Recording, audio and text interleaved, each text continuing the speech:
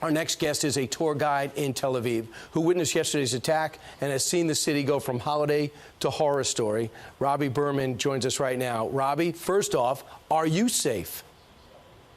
Yeah, thank you very much for having me back. Just a small correction. The capital of Israel is Jerusalem. I think you made a mistake there. You're pointing to Tel Aviv. I live in Tel Aviv. No, I said was Tel Aviv. Oh, Tel Aviv, okay. Yeah. Okay. Go ahead. In any case, I live in Tel Aviv, and just like an hour ago, I had to run into the safe room. The alarms went off, missiles were launched. I got word then one of the missiles landed in Jerusalem in an Arab village. I called up my friend who lives in the Arab village. He's okay, but other people got hurt. This is kind of a fear that's raining upon us. It is just inconceivable that this is going on. And, you know, you sit home all day. I don't have any work. I had to get back thousands of dollars of deposits because everyone's canceled their trips. But I'm sitting watching all these videos, social media, and you're seeing what these Hamas, these animals, have done. I mean, this is just insane. There are legitimate problems in Israel with the West Bank, with Palestinian rights, etc. There are legitimate problems, legitimate issues. What have they done to solve this? They have done nothing. They have just killed thousands of people. Now thousands of them will be killed. They're wasting trillions of dollars of the economy. The GDP is going to plummet. This is really bad for everyone. It doesn't bring them closer to their goal, doesn't bring us closer to our goal. And I got to tell you something. Everyone on the ground that I'm talking to is asking the big question. And that is, will this be a wake-up call to America, to England, to France, and to Israel that we need to take care of Iran? What are we going to wait? Iran, like these people are religious fanatics. Religious fanaticism doesn't end well in any country. That's why in Israel, we're working very hard to make sure that Jewish religious fanatics don't take over the country. They already have a country they're taking over, and they're trying to get nuclear weapons. We've been talking about this. We have been putting embargoes upon Iran for 30 years. It has not worked. It's time for this to be a wake-up call for the world after we take care of this problem with Gaza, to take care of Iran. Hey, Robby, I don't want to get you embroiled in American politics, but we had a maximum pressure campaign on Iran, and we had a nuclear program, a nuclear deal that was so horrific. Most senators, Democratic senators, didn't even vote for it. When Donald Trump came in, they ripped it up, and then started with the high pressure everywhere they went. And Hamas was suffering in funding.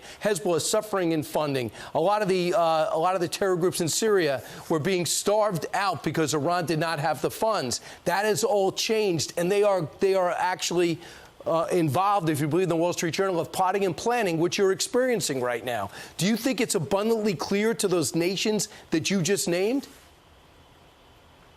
I hope it is. I mean, this is a wake-up call for Israel. This is our Pearl Harbor, 9/11, whatever you want to call it. You know, on 9/11, when I was in New York, 3,000 people were killed. The parallel here would be 25,000 Americans being killed in one day. So this is a wake-up call for Israel. We now know from the Wall Street Journal, it seems very unlikely that this type of sophistication and technology could have been done by Hamas themselves. They were probably helped by Iran. But you know what? Even if they weren't, that is the elephant in the room that we are not taking care of. We are trying to cope with it. We're trying to deal with it. We're trying to do the best. No, there's evil and there is good, and Iran is evil. They're killing their own people for not covering their hair. They're raping our women. They're abusing our children. They took 200 civilians hostage. This is not Islam. These are religious fanatic monsters. We need to take a stand and do something before Iran gets a nuclear weapon. And when they do, what are you going to say? Oops, sorry, we have another Korea on our hands? Who's going to stand up and take responsibility for this? Someone better. Well, we used to take responsibility. We might have to wait another year and a half.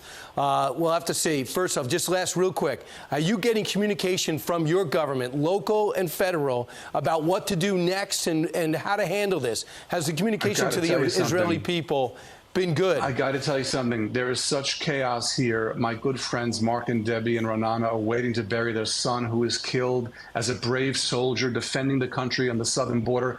2 days ago, they still haven't gotten his body. So we still are waiting for the funeral. We're waiting for the funeral. It is helter-skelter. There's chaos. The government is not functioning the way it should, and we're hoping now that the country is going to rally around the government, rally around the army. Yep. We're going to do what we have to do, and later on, there will be accountability for a mistake, for a screw-up that is unforgivable by everyone.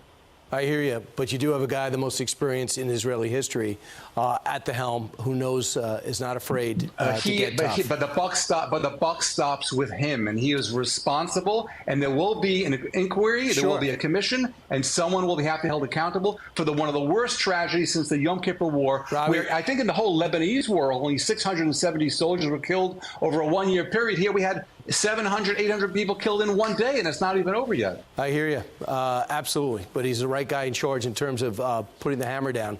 Meanwhile, thank you, Robbie. Appreciate it. Stay safe.